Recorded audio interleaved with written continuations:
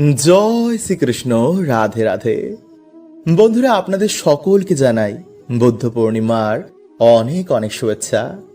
বন্ধুরা, আজ বুদ্ধ পূর্ণিমার এই মহারাতে অবশ্যই কিন্তু আপনারা এই শব্দটি মুখে আনুন, কারণ বন্ধুরা আজকের দিন এবং রাত অত্যন্তই শুভ। আজকের দিনে ভগবান বিষ্ণুর নবম অবতার ভগবান গৌতম বুদ্ধ এই ধরা ধামে আসেন এবং আজকের দিনেই তিনি বোধি লাভ করেছিলেন। ফলে আজকের রাতে বহু দেবী দেবতার কৃপা আমাদের ওপর পড়ে। ফলে এই দিনে বহু মানুষের মনের ইচ্ছা ভগবান পূর্ণ করে দেন। তাই বন্ধুরা, আজ রাতে কিন্তু ঘুমোতে যাওয়ার আগে এই শব্দটি বলে আপনারা তারপর ঘুমাবেন। দেখবেন যে ভগবান শ্রীকৃষ্ণের কৃপায় আপনারা অত্যন্তই ভাগ্যশালী হয়েছেন। আপনাদের সকল মনোবাসনা ভগবান পূর্ণ করে দিয়েছেন। কারণ আজকের এই মহারাতে, যেই রাতে মহাদেব ভগবান শ্রীকৃষ্ণ, মা লক্ষ্মী এবং বিভিন্ন দেব দেবী কৃপা এসে আমাদের জীবনে পড়ে, তাই সেই রাতে বন্ধুরা আমাদের সামান্য কিছু কার্যে, যেমন এই সামান্য জিনিসটি আজ রাতে সিঁদুরে মিশিয়ে দিলে বা সামান্য একটু লবণ আজ রাতে বাড়ির এখানে ছড়িয়ে দিলে বাড়ির বাস্তু দোষ কাটে, স্বামী সন্তান পরিবারের মঙ্গল হয়, পরিবারে আয় উন্নতি অর্থ সৌভাগ্যে ভরে ওঠে। তাই বন্ধুরা আজকের এই মহারাতে ভগবান শ্রীকৃষ্ণ ও মা লক্ষ্মীকে স্মরণ করে এই একটি কার্য কিন্তু বন্ধুরা আপনারা অবশ্যই করুন। বন্ধুরা, যখন আমরা পুজো অর্চনা করি বা ভগবানের ধ্যান জপ সাধনা বা যে কোনো ধরনের ব্রতই রাখি না কেন, আমাদের মনে কিন্তু একটি প্রশ্ন ওঠে যে ভগবান কি আমাদের প্রার্থনা শুনলেন? তিনি কি আমাদের মনের বাসনা পূর্ণ করবেন? আসলে বন্ধুরা, যখন আমরা পুজো করতে বসি তখন কিন্তু ভগবান আমাদের কিছু না কিছু অবশ্যই সংকেত দেন। কারণ ভক্তের ডাকে ভগবান ভক্তের বাড়িতে ছুটে আসেন। তাই পুজো করার সময় যদি বন্ধুরা আপনারা এই সংকেতগুলো পান, তো ভাববেন ভগবান আপনার পাশেই দাঁড়িয়ে রয়েছেন। তাই যতই জীবনে বন্ধুরা খারাপ সময় আসুক না কেন, ভগবান আপনার সাথে ছিলেন এবং সর্বদা থাকবেন। তাই মনের বিশ্বাস কিন্তু আপনারা একদম হারাবেন না। কেউ আপনার পাশে থাকুক আর নাই থাকুক, ভগবান আপনার পাশে ছিল এবং সর্বদা থাকবে।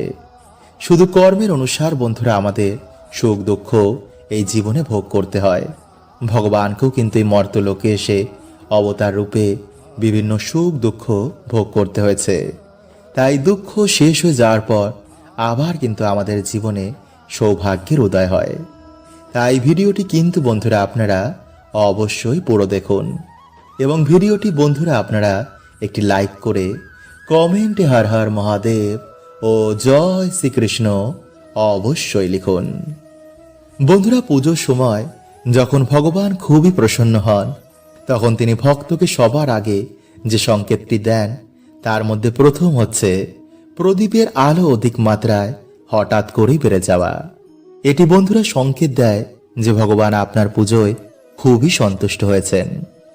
নাম্বার 2, পুজো করার সময় যদি বন্ধুরা আপনারা দেখেন যে ধূপকাঠি থেকে ধোঁয়া বেরিয়ে ভগবানের দিকে যাচ্ছে বা আপনার দিকে আসছে, বা হঠাৎ করে ধূপকাঠি থেকে ধোঁয়া বেরিয়ে কোনো শুভ চিহ্ন নিয়েছে, যেমন ওমের চিহ্ন ধারণ করেছে, তো বন্ধুরা ভাববেন ভগবান আপনার পুজোয় খুবই প্রসন্ন হয়েছেন এবং তার আশীর্বাদ সর্বদাই আপনার ওপর রয়েছে।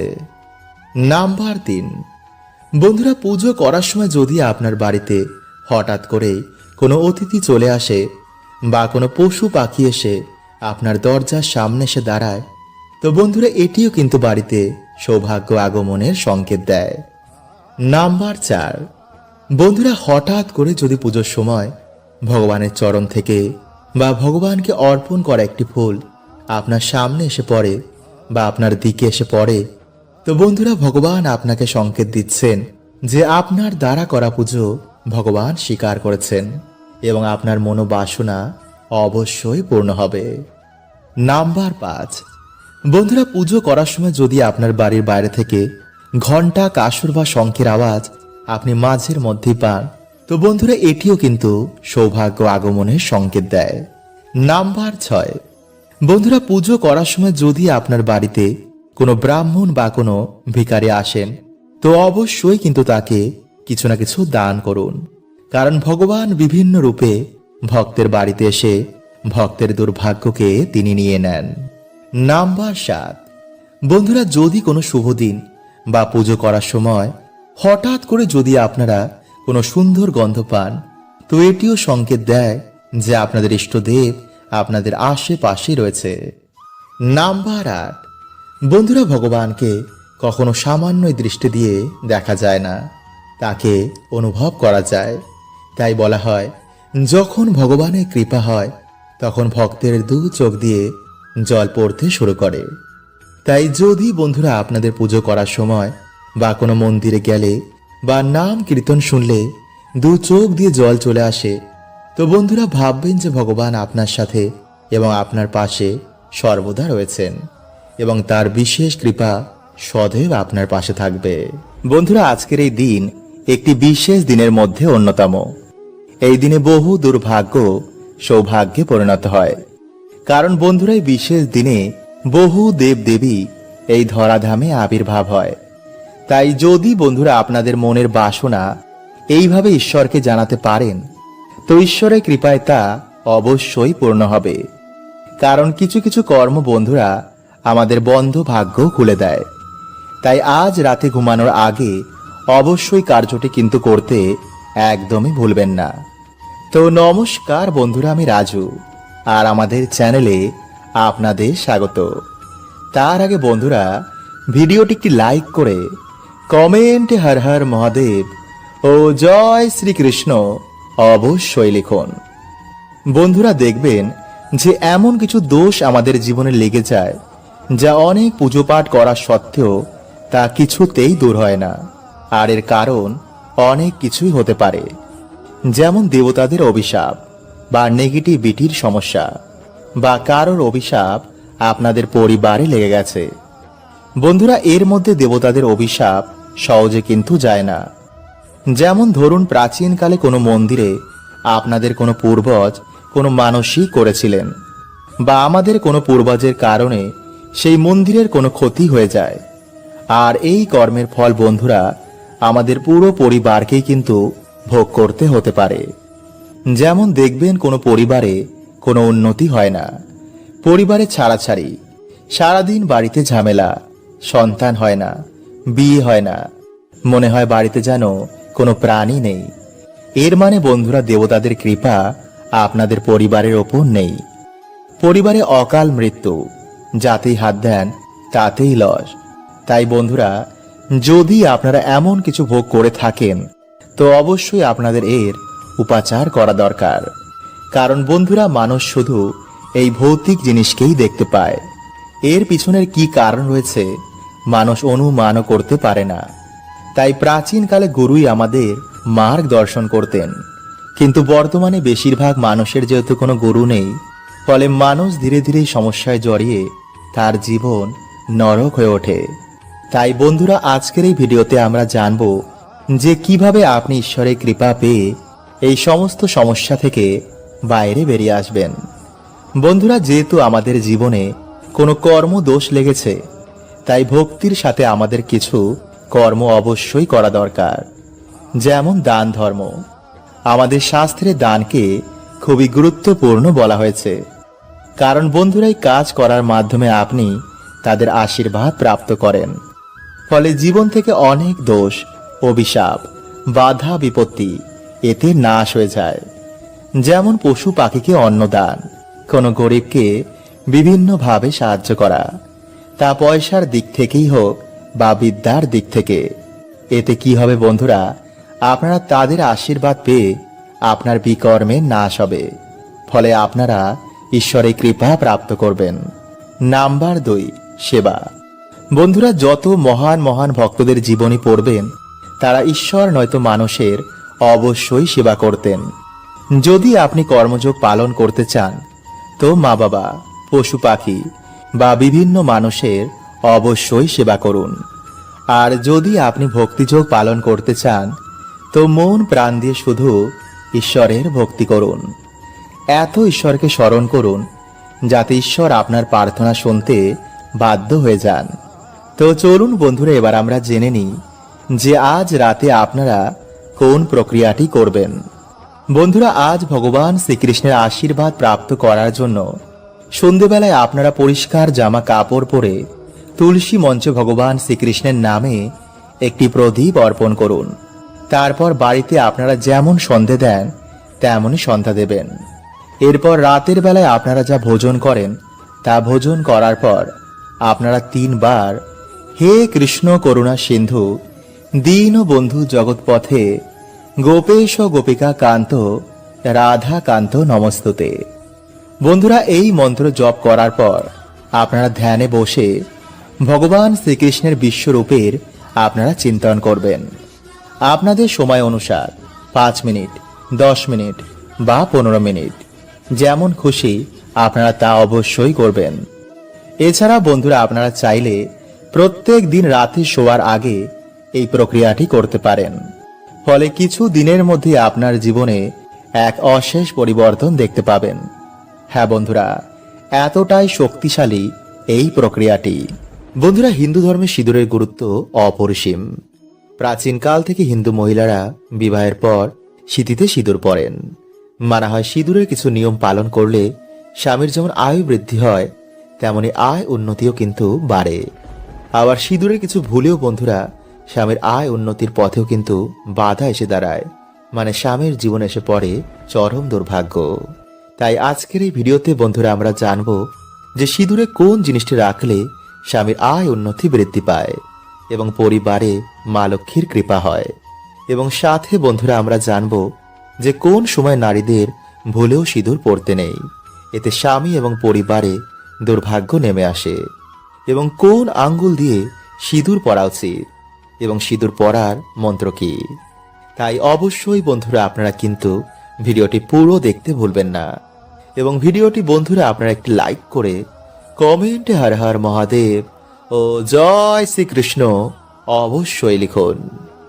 নাম্বার 1, ভিজে সিঁদুর কখনই আপনারা মাথায় দেবেন না।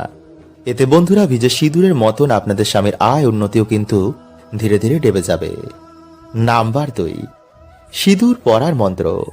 বন্ধুরা, বিভিন্ন জায়গায় সিঁদুর দেওয়ার বিভিন্ন মন্ত্র রয়েছে, যেমন কণ্ঠে ওম গোবিন্দায় নমঃ, কপালে ওম কেশবায় নমঃ এবং সিঁথিতে ওম কৃষ্ণায় নমঃ। নাম্বার 3, বন্ধুরা বর্তমানে অনেক নারী সিঁথিতে সিঁদুর দেয় না এবং অনেকে তো ডান দিকে তো কেউ বাঁ দিকে দেয়। কেউ কেউ তো আবার সিঁদুরের জায়গায় অন্য কসমেটিক্স ব্যবহার করেন। কিন্তু বন্ধুরা এমনটা করা কিন্তু মোটেও উচিত নয়, কারণ বন্ধুরা সিঁদুর হচ্ছে মা লক্ষ্মীর প্রতীক। এটি স্বামীর কল্যাণের জন্য, বাড়িতে আয় উন্নতির জন্য, বাড়িতে মা লক্ষ্মীর বসবাসের জন্য আমাদের পরা উচিত। নাম্বার 4, কোনো দ্বিতীয় ব্যক্তির কেনা টাকায় কিন্তু আপনারা সিঁদুর পরবেন না এবং নিজের সিঁদুর আপনারা কারোর সাথে শেয়ার করবেন না। এছাড়া আপনারা কোনো বিধবা মহিলাদের সামনেও কিন্তু সিঁদুর পরবেন না। এতে বন্ধুরা তাদের দুর্ভাগ্য আপনারা না জেনেই আপনাদের জীবনে ডেকে আনবেন। নাম্বার 5, হাত থেকে সিঁদুর পড়ে গেলে আপনারা কি করবেন। বন্ধুরা, শাস্ত্র বলছে যে হাত থেকে সিঁদুর পড়ে যাওয়া মোটেও কিন্তু কোনো শুভ সংকেত নয়।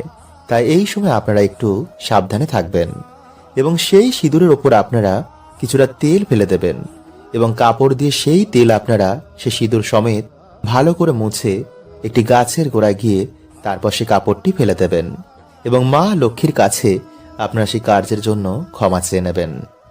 নাম্বার 6, স্বামীর উন্নতির জন্য, বাড়িতে সুখ শান্তি বৃদ্ধির জন্য আপনারা মাতা পার্বতীকে বা মাতা দুর্গাকে কিছুটা সিঁদুর অর্পণ করে সেই সিঁদুর থেকে আপনারা কিছুটা সিঁদুর নিয়ে নিজেদের সিঁদুরে মিশিয়ে সেই সিঁদুর আপনারা স্বামীর কল্যাণের কথা ভেবে আপনারা প্রত্যেক দিন স্বামীর উন্নতির কথা চিন্তা করে ব্যবহার করবেন। এছাড়াও যদি বন্ধুরা আমাদের বাড়িতে কেউ মারা যায়, মানে ওষুধ চলাকালীন, সেই সময় বাড়ির মহিলাদের সিঁদুর ব্যবহার করতে নেই এবং তর্জনী আঙ্গুল দিয়ে সিঁদুর পরলে বাড়িতে শান্তি বাড়ে এবং মধ্যমা আঙ্গুল দিয়ে সিঁদুর পরলে স্বামীর আয়ু বৃদ্ধি হয়। বন্ধুরা, এই দিনে ভগবান শিব ও ভগবান বিষ্ণুর পুজো আরাধনায় এক বিশেষ ফল প্রাপ্ত হয়। তাই এই দিনে বন্ধুরা আপনারা অবশ্যই ভগবান শিব ও ভগবান বিষ্ণুর মন্ত্র জপ করতে একদম ভুলবেন না। তাই পারলে আপনারা আজকের রাতে মহামৃত্যুঞ্জয় মন্ত্র ও মহামন্ত্র অবশ্যই জপ করুন। নাম্বার 2, বন্ধুরা, লবণ আমাদের জীবনের একটি গুরুত্বপূর্ণ উপকরণ। খাবারে লবণ না হলে সেই খাবারের গুণমাত্রা একদমই কমে যায়। কারণ বন্ধুরা, সায়েন্স বলছে যে কোনো মানুষ লবণ ছাড়া বেশি দিন বাঁচতে পারে না। এছাড়া জ্যোতিষ শাস্ত্র অনুসার আমাদের স্পিরিচুয়াল জগতেও কিন্তু লবণের এক বিশেষ ভূমিকা রয়েছে। লবণ নেগেটিভ এনার্জিদের শোষণ করে নেয়। তাই এর জন্য বন্ধুরা বলা হয় যে কোনো শত্রুর বাড়ি থেকে বা কোনো পাপী ব্যক্তির বাড়ি থেকে লবণ কখনো নিতে নেই। এমনকি কারোর কাছ থেকে কখনো লবণ দান হিসাবে নিতে নেই। এছাড়াও বন্ধুরা, লবণের মাধ্যমে নবগ্রহকেও শান্ত করা যায়। ফলে সেই ব্যক্তি জীবনে আবার সুখ শান্তির মুখ দেখে ও মান সম্মান জীবনে প্রাপ্ত করে। তাই জ্যোতিষ শাস্ত্রী লবণের ব্যাপারে কিছু বিশেষ উপায়ের কথা বলা হয়েছে, যা করে আপনারা আপনাদের দুর্ভাগ্যকে সৌভাগ্যে পরিণত করতে পারবেন। বন্ধুরা, হঠাৎ করে যদি আপনারা দেখেন যে আপনাদের বাড়ি থেকে সুখ শান্তি চলে যাচ্ছে, তো আপনারা কি করবেন? একটি কাচের গ্লাস নিয়ে তাতে জল ও লবণ মিশিয়ে আপনাদের বাড়ির দক্ষিণ পূর্ব দিকে সেটি রেখে দিন।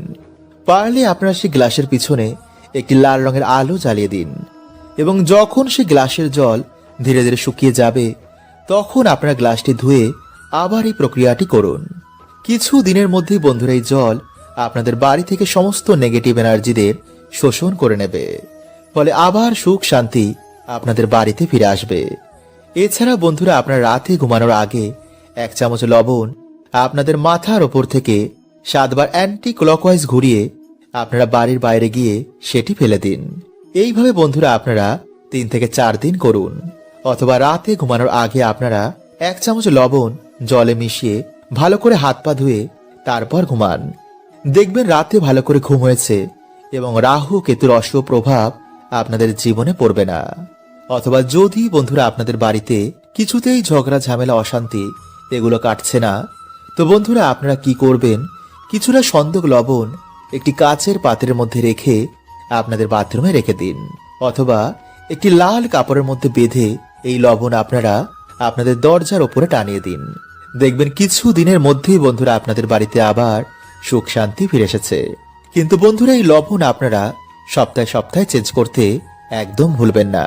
বন্ধুরা, যদি পরিবারের সুখ শান্তি ফিরে পেতে চান, মায়ের অশেষ কৃপা যাতে আপনাদের পরিবারের ওপর সদয় বজায় থাকে, তো অবশ্যই বন্ধুরা আপনারা এই প্রক্রিয়াটি একটি বার করে দেখুন। কারণ যার ওপর মা লক্ষ্মীর কৃপা থাকে না, তার পড়াশুনো, কাজের জায়গা এবং প্রেম সম্বন্ধেও বিভিন্ন রকম সমস্যা দেখা দেয়। এমনকি পরিবারেও ছাড়াছাড়ি পর্যন্ত হয়ে যায়। কারণ যাতে লক্ষ্মীশ্রী থাকে না, সেই জিনিসের কখনো কিন্তু উন্নতি সম্ভব নয়। তাই আমাদের জীবনে প্রত্যেকের মা লক্ষ্মীর কৃপা প্রাপ্ত করা অনিবার্য দরকার। তাই বন্ধুরা, আজকের যে প্রক্রিয়াটি আপনাদের জানাবো, তা যদি ভক্তি ও পুরো নিষ্ঠার সাথে আপনারা পালন করতে পারেন, তো আমি আপনাদের বলছি যে আপনারা মা লক্ষ্মীর কৃপা প্রাপ্ত করবেন, এটা গ্যারেন্টি। তাহলে দেরি কেন? তো চলুন বন্ধুরা, এবার আমরা জেনে নিই সেই প্রক্রিয়াটি। বন্ধুরা, আমরা সকলেই জানি যে ভগবান বিষ্ণু হলেন এই সৃষ্টির পালনকর্তা, আর মা লক্ষ্মী হলেন তার শক্তি স্বরূপা। তাই ব্রহ্মাণ্ডে যত ডাইমেনশন আছে সব কিছু শ্রী হচ্ছেন মা লক্ষ্মী। তাই আপনারা কোনো রকম লোভ বা লালসা না করে মায়ের আশীর্বাদ প্রাপ্ত করার জন্য আপনারা এই প্রক্রিয়াটি করবেন। কারণ যার উপর মায়ের আশীর্বাদ থাকে, তার 14 পুরুষের কখনো অর্থের অভাব হয় না, কোনো মনোবাসনাও তাদের অপূর্ণ থাকে না। তাই আপনারা মায়ের কৃপা প্রাপ্ত করার জন্যই এই মনোভাব নিয়ে এই প্রক্রিয়াটি করবেন। তো আমার সাথে বন্ধুরা একবার আপনারা বলুন, জয় মা লক্ষ্মী। বন্ধুরা, এই প্রক্রিয়াটি করার আগে বাড়ি থেকে অলক্ষ্মী বিদায় করা খুবই দরকার। নইলে কিন্তু মা লক্ষ্মী আপনাদের বাড়িতে কখনো প্রবেশ করবেন না। কারণ যেই বাড়িতে অলক্ষ্মী বাস করেন, সেই বাড়িতে মা লক্ষ্মী কখনো প্রবেশ করেন না। তাই এর জন্য হয়তো আপনারা এত পুজো অর্চনা করার পরেও মায়ের আশীর্বাদ পাচ্ছেন না। পরিবারে যেই সমস্যা, সেই সমস্যাই রয়েছে। তাই বন্ধুরা, বাড়ি থেকে অলক্ষ্মী বিদায়ের জন্য আপনাদের ঘর মোছার জলে প্রত্যেক দিন গঙ্গা জল ও কর্পূর মিশিয়ে তা দিয়ে ঘর মুছবেন।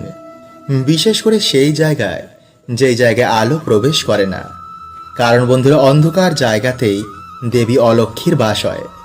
এমনকি প্রদীপের তলায়ও দেবী অলক্ষ্মী বাস করেন। তাই বাড়িঘর পরিষ্কার পরিচ্ছন্ন রাখার সর্বদা চেষ্টা করবেন। নোংরা এঁটোকাটা যেখানে সেখানে বাড়িতে ফেলে রাখবেন না। বন্ধুরা, যেমনভাবে আপনারা বাড়িতে সন্ধ্যা প্রদীপ জ্বালান, বাড়িতে সন্ধ্যা আরতি করেন, তেমনি সন্ধেবেলায় বাড়িতে পুজো অর্চনা করার সময় মা লক্ষ্মীর সামনে একটি ঘিয়ের প্রদীপ জ্বালাবেন। তারপর মায়ের সামনে উলু দিয়ে শঙ্খ বাজিয়ে মায়ের সামনে বসে হাতে লবঙ্গ, এলাচ ও একটি 1 টাকার কয়েন নিয়ে 11 বার লক্ষ্মী গায়ত্রী মন্ত্র আপনারা পাঠ করবেন। আর যদি বন্ধুরা আপনারা চান তো ওম নমো লক্ষ্মী নারায়ণায় নমো এই মন্ত্রটিও পাঠ করতে পারেন। যেই মন্ত্রটি আপনাদের ইচ্ছা সেটি আপনারা পাঠ করবেন। এরপর পারলে আপনারা লক্ষ্মী পাঁচালিও পাঠ করতে পারেন। এবং এই সব কিছু হয়ে যাওয়ার পর বন্ধুরা, আপনারা সেই 3টি জিনিস মায়ের চরণে অর্পণ করে দেবেন। এরপর মায়ের সামনে হাত জোর করে আপনাদের যে মনোবাসনা রয়েছে তা মাকে বলুন। এরপর রাতে নিরামিষ আহার গ্রহণ করে আপনার বালিশের তলায় বা আপনাদের বাড়ির যে মেন আয়কর্তা তার বালিশের মধ্যে এই জিনিসগুলি রেখে দিন। কিন্তু যেন বন্ধুরা এই খবর কেউ না পায়, আর যেন বন্ধুরা এই বালিশ অন্য কেউ ব্যবহার না করে। এই জিনিসগুলো আপনারা যত দিন খুশি বালিশের মধ্যে রাখতে পারেন। এরপর আপনাদের মনোবাসনা পূর্ণ হলে বাড়িতে মা লক্ষ্মীর পুজো দিয়ে সেই জিনিসগুলো আপনারা কোনো জলাশয়ে ভাসিয়ে দেবেন। হরে কৃষ্ণা। ওম নমঃ শিবায়।